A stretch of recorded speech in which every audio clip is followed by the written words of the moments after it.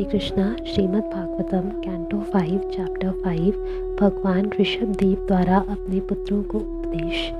भगवान ऋषभदेव ने अपने पुत्रों से कहा, हे पुत्रों, इस संसार के समस्त देहधारियों में जिसे मनुष्य देह प्राप्त हुई है उसे इंद्रिय तृप्ति के लिए ही दिन रात कठिन श्रम नहीं करना चाहिए, क्योंकि ऐसा तो मल खाने वाले कुकर सुकर भी कर लेते हैं। मनुष्य को चाहिए कि भक्ति का दिव्य पद प्राप्त करने के लिए वह अपने मन को तपस्या में लगाए। ऐसा करने से उसका हृदय शुद्ध हो जाता है और जब वह इस पद को प्राप्त कर लेता है तो उसे शाश्वत जीवन का आनंद मिलता है, जो भौतिक आनंद से परे है और अनवरत चलने वाला है।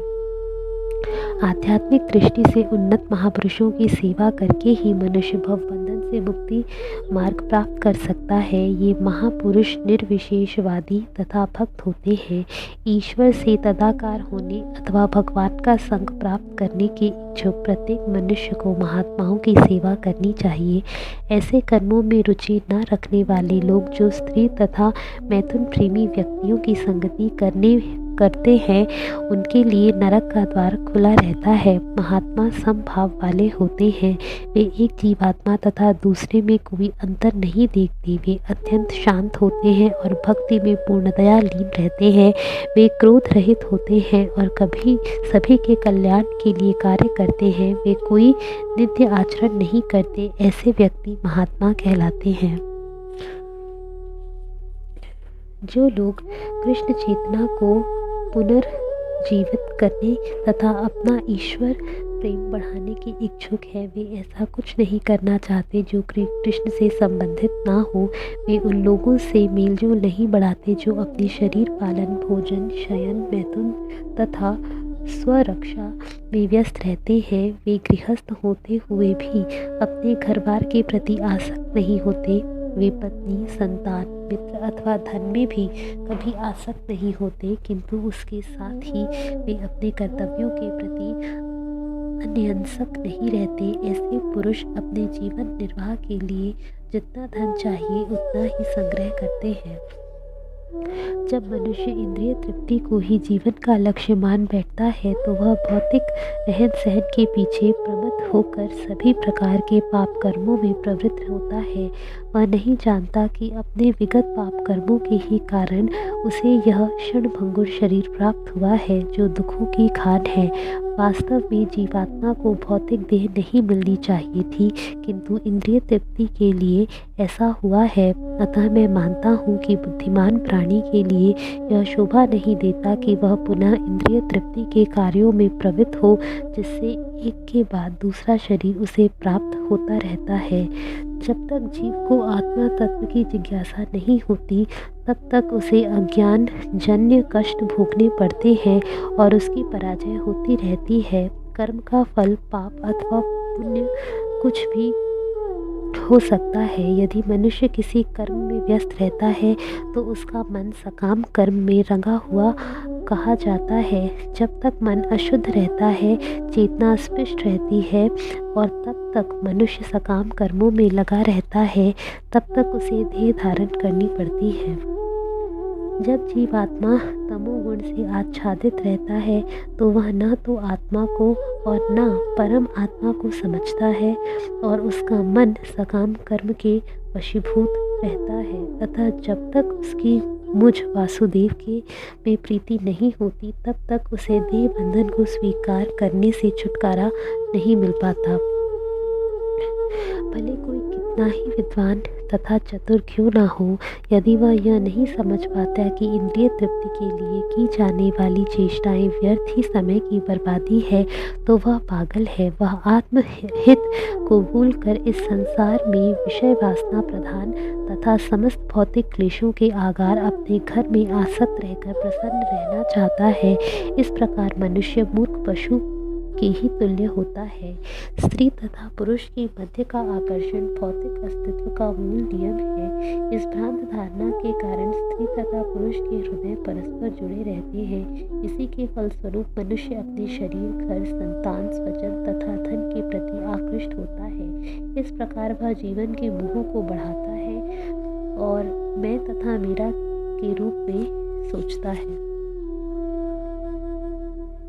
जब पूर्व कर्म फलों के कारण भौतिक जीवन में फंसे हुए व्यक्ति के हृदय की मजबूत गांठ ढीली पड़ जाती है तो वह घर, स्त्री तथा संतान के प्रति अपनी आसक्ति से विमुख होने लगता है। इस तरह उसका मोह मैं तथा मेरा टूट जाता है, वह मुक्त हो जाता है और उसे दिव्य लोक की प्राप्ति होती है। हे पुत्रों, तुम्हें सिद्ध गुरु अर्थात परमहंस को ग्रहण करना चाहिए। इस प्रकार तुम मुझ पूर्ण पुरुषोत्तम भगवान पर अपनी श्रद्धा तथा प्रेम रखो। तुम्हें इंद्रिय तृप्ति से घृणा करनी चाहिए तथा ग्रीष्म एवं शीत ऋतु के समान आनंद तथा पीड़ा की द्वैतता को सहना चाहिए। उन जीवात्माओं की कष्टमय दशा को समझने का प्रयास करो जो स्वर्ग में भी दुखी रहती हैं। सत्य का दार्शनिक तौर पर अन्वेषण करो, फिर भक्ति के निमित्त समस्त प्रकार की तपस्या करो। इंद्रिय सुख के लिए प्रयत्नों का परित्याग करके ईश्वर की सेवा में लगो। भगवान की कथा का श्रवण करो और सदैव भक्तों की संगति करो। ईश्वर का कीर्तन और गुणगान करो और सबों को आध्यात्मिक स्तर पर संभाव से देखो। शत्रुता त्याग कर क्रोध तथा शोक का दमन करो। स्वयं को देह तथा घर के साथ न जोड़ते हुए शास्त्रों का अध्ययन करो। एकांतवास करो और प्राणवायु, श्वास, मन तथा इंद्रियों को पूर्णतया वश में करने का अभ्यास करो। वैदिक साहित्य अर्थात शास्त्रों का पूर्ण श्रद्धा रखो और सदैव ब्रह्मचर्य व्रत का पालन करो। अपने कर्तव्यों को करते हुए व्यर्थ की बातें करने से बचो। सदैव भगवान का चिंतन करते हुए सही स्रोत से ज्ञान प्राप्त करो। इस प्रकार उत्साह एवं धैर्यपूर्वक भक्ति योग का अभ्यास करते रहने से तुम्हारा ज्ञान बढ़ेगा और अहंकार जाता रहेगा। हे पुत्रों, तुम्हें मेरे उपदेश के अनुसार आचरण करना चाहिए। अत्यंत सावधान रहना। इन विधियों से तुम लोग सकर्म अभिलाषा की अविज्ञा से छूट सकोगे और तुम्हारे हृदय में स्थित बंधन रूपी ग्रंथि पूर्णतया कट जाएगी। तदंतर और अधिक उन्नति के लिए तुम्हें साधनों का परित्याग कर देना चाहिए, अर्थात तुम्हें मुक्ति क्रिया में ही आसक्त नहीं हो जाना चाहिए। यदि किसी मनुष्य को घर लौटने अर्थात ईश्वर के धाम वापस जाने की अभिलाषा हो तो उसे चाहिए कि वह भगवान के अनुग्रह को जीवन का परम लक्ष्य माने। यदि वह पिता है तो अपने पुत्रों को, यदि गुरु है तो अपने शिष्यों को और यदि राजा है तो अपनी प्रजा को इसी प्रकार शिक्षा दे जैसा कि मैंने उपदेश दिया है। उसे चाहिए कि वह क्रोध रहित होकर इन्हें शिक्षा देते रहे। उसे चाहिए कि क्रोध रहित होकर इन्हें शिक्षा देते रहें, भले ही शिष्य, पुत्र अथवा प्रजा उनकी आज्ञा का पालन करने में कभी कभी असमर्थ क्यों न रहे। कर्म मूढ़ों को जो पाप एवं पुण्य कर्मों में लगे रहते हैं, चाहिए कि वे सभी प्रकार से भक्ति में लगे। उन्हें सकाम कर्म से सदैव बचना चाहिए। यदि शिष्य, पुत्र या प्रजा जो दिव्य दृष्टि से रहित हो उसे कर्म के बंधन में डाला जाए तो भला वह कैसे लाभान्वित होगा।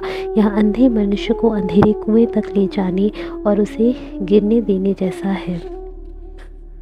अज्ञानवश भौतिकतावादी व्यक्ति अपना सच्चा हित नहीं समझ पाता, जो जीवन का कल्याणकारी मार्ग है। वह भौतिक सुख की कामिच्छाओं से बंधा रहता है और उनकी सारी योजनाएं इसी एक कार्य के लिए तैयार की जाती हैं। ऐसा व्यक्ति क्षणिक सुख के लिए वैरपूर्ण समाज की सृष्टि करता है और अपनी मानसिकता के कारण वह दुख के सागर में कूद पड़ता है।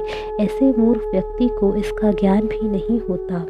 यदि कोई अज्ञानी है और संसार पथ में लिप्त है तो भला उसे कोई विद्वान, दयालु तथा आत्मज्ञानी पुरुष सकाम कर्म करने तथा भौतिक संसार में और अधिक फंसने के लिए क्यों कर प्रवृत्त करेगा। यदि कोई अंधा व्यक्ति उल्टी राह पर जा रहा है तो ऐसा कौन सा सज्जन पुरुष होगा जो उसे संकट के पथ पर और आगे जाने देगा। वह इस विधि को क्यों नहीं मानने लगा। कोई भी बुद्धिमान अथवा दयालु व्यक्ति ऐसा नहीं होने देगा। जो अपने आश्रित को बारंबार के जन्म मृत्यु के पथ से न उबार सके उसे कभी भी गुरु, पिता, पति, माँ या आराध्य देव नहीं बनना चाहिए। मेरा दिव्य शरीर सच्चिदानंद विग्रह मानव सदृश दिखता है, किंतु यह भौतिक मनुष्य शरीर नहीं है। यह अकल्पनीय है। मुझे प्रकृति द्वारा बाध्य होकर किसी विशेष प्रकार का शरीर नहीं धारण करना पड़ता। मैं अपनी इच्छा अनुकूल शरीर धारण करता हूँ। मेरा हृदय भी दिव्य है और मैं सदैव अपने भक्तों का कल्याण चाहता रहता हूँ। इसलिए मेरे हृदय में भक्ति पूरित है जो भक्तों के लिए है। मैंने अधर्म को हृदय से बहुत दूर भगा दिया है। मुझे अभक्ति के कार्य बिल्कुल अच्छे नहीं लगते। इन दिव्य गुणों के कारण सामान्य रूप से लोग मेरी उपासना भगवान ऋषभ देव के रूप में करते हैं, जो भी जीव आत्माओं में श्रेष्ठ है। मेरे प्रिय पुत्रों, तुम सभी मेरे हृदय से उत्पन्न हो, जो समस्त दिव्य गुणों का केंद्र है। अतः तुम्हें सांसारी तथा ईर्ष्यालु मनुष्यों के मानव समान नहीं होना है। तुम अपने सबसे बड़े भाई भरत को मानो, क्योंकि वह भक्ति में श्रेष्ठ है। यदि तुम लोग भरत की सेवा करोगे तो उसकी सेवा में मेरी सेवा सम्मिलित होगी और तुम स्वयमेव प्रजा पर शासन करोगे। दो प्रकार की प्रकट शक्तियों, आत्मा तथा जड़ पदार्थ से जीव शक्ति, वनस्पति, घास, वृक्ष तथा पौधे, जड़ पदार्थ, पत्थर, पृथ्वी इत्यादि से श्रेष्ठ है। इन अचर पौधों तथा वनस्पतियों की तुलना में रंगने वाले कीट तथा सरीसृप श्रेष्ठ हैं। कीटों तथा सरीसृपों से पशु श्रेष्ठ है, क्योंकि उनमें बुद्धि है। पशुओं से मनुष्य श्रेष्ठ है और मनुष्यों से भूत प्रेत, क्योंकि उनके कोई भौतिक शरीर नहीं होता। भूत प्रेतों से गंधर्व और गंधर्वों से सिद्ध श्रेष्ठ होते हैं।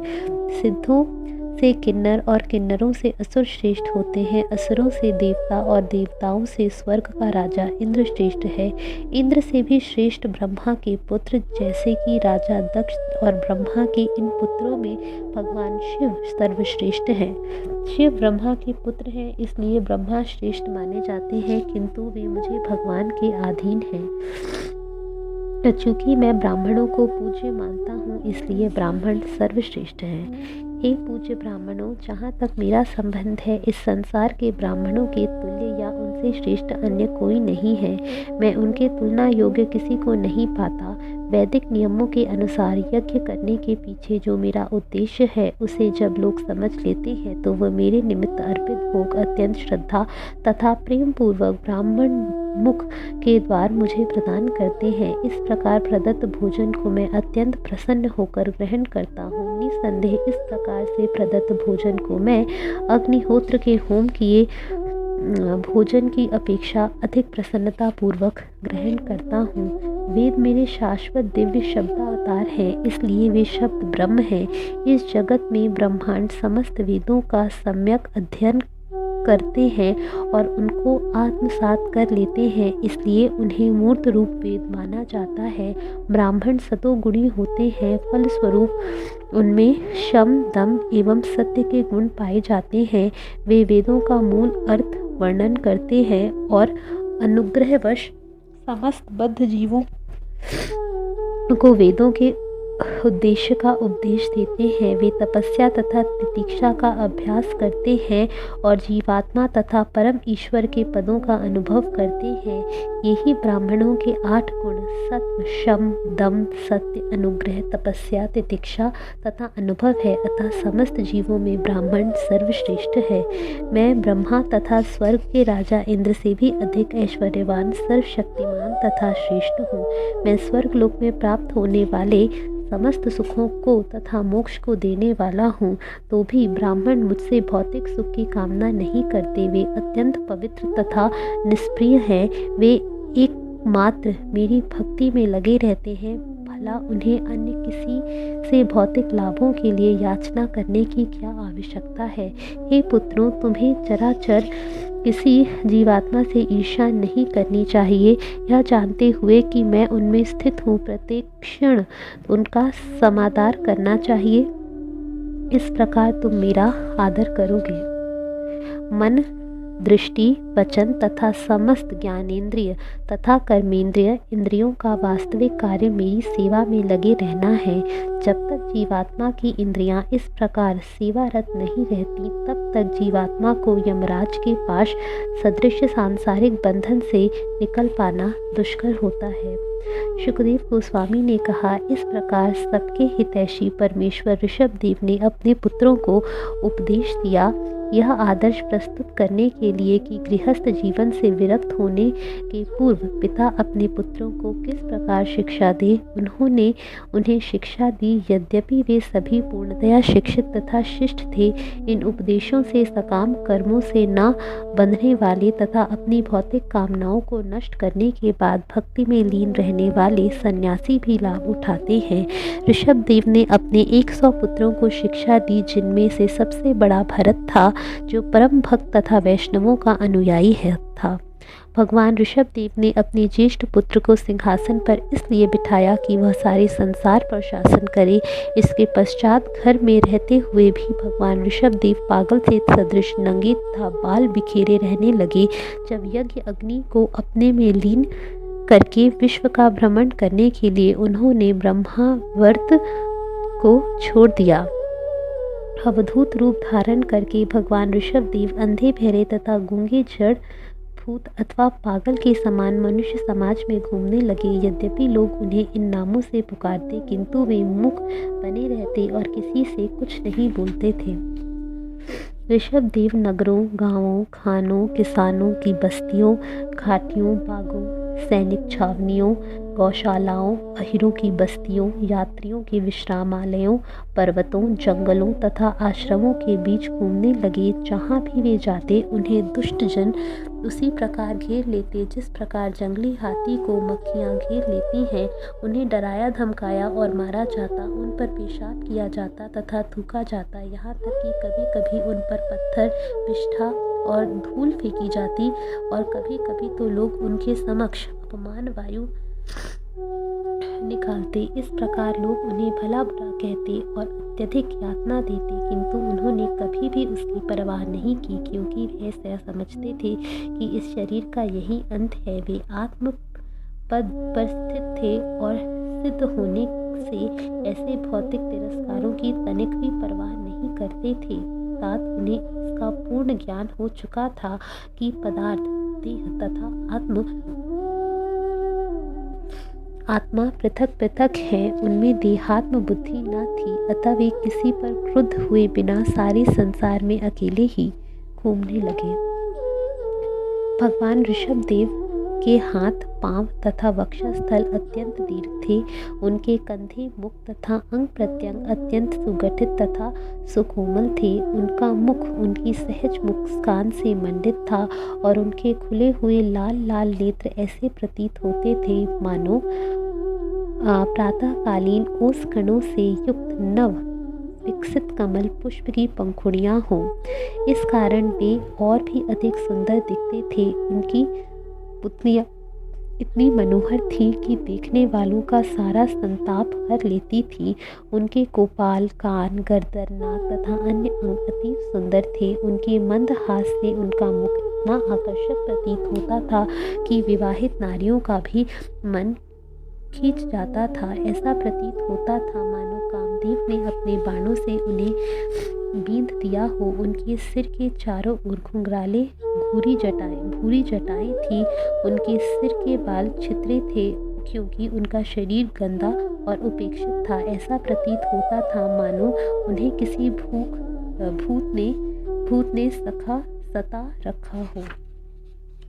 जब भगवान ऋषभदेव ने देखा कि जनता उनकी योग साधना में विघ्न रूप है, तो उन्होंने इसकी प्रतिक्रिया से अजगर का सा आचरण वृत्ति ग्रहण कर ली। वे एक ही स्थान पर लेटे रहने लगे। वे लेटे ही लेटे खाते, पीते, पेशाब तथा मल त्याग करते और उसी पर लूट-पोट करते, यहाँ तक कि वे अपने सारे शरीर को अपने ही मलमूत्र से सान लेते, जिससे उनके विरोधी उन्हें विचलित न करें। इस अवस्था में रहने के कारण जनता ने ऋषभदेव को परेशान नहीं किया। तुरंत उनके मलमूत्र से दुर्गंधी नहीं निकली, उल्टे उनका मलमूत्र इतना सुगंधित था कि 80 मील तक का प्रदेश उनकी सुगंध से भर गया। इस प्रकार ऋषभदेव ने गायों, हिरणों तथा कौओं की वृत्ति का अनुगमन किया। कभी वे इधर इधर इधर चलते तो कभी एक स्थान पर बैठे रहते, कभी वे लेट जाते। इस प्रकार वे गाय, हिरन तथा कौवे के समान ही आचरण करते। उन्हीं के समान वे खाते पीते और मल मूत्र का त्याग करते। इस प्रकार वे लोगों को धोखे में रख रहे। हे राजा परीक्षित, श्री कृष्ण के अंश भगवान ऋषभ देव ने समस्त योगियों को योग साधना प्रदर्शित करने के उद्देश्य से अनेक विचित्र कार्य किए। वे मुक्ति के स्वामी थे और दिव्य आनंद में सतत लीन रहते थे, जो हजारों गुणा बढ़ गया था। वसुदेव के पुत्र वासुदेव कृष्ण उनके आदि कारण हैं। उनके स्वरूप में कोई अंतर नहीं। फलतः भगवान ऋषभ देव रोने, हंसने तथा थरथराने के लिए प्रिय लक्षण प्रकट करने लगे। वे दिव्य प्रेम में सदैव निमग्न रहते। फलस्वरूप सभी योग शक्तियाँ अपने आप उनके पास पहुँचती। यथा मन की गति से आकाश का मन प्रकट और अदृश्य होना, अन्यों के शरीर में प्रवेश कर जाना तथा दूरस्थ वस्तुओं को देख पाना। यद्यपि वे इन सब को कर सकने में समर्थ थे, किंतु उन्होंने इन शक्तियों का प्रयोग नहीं किया। हरे कृष्णा।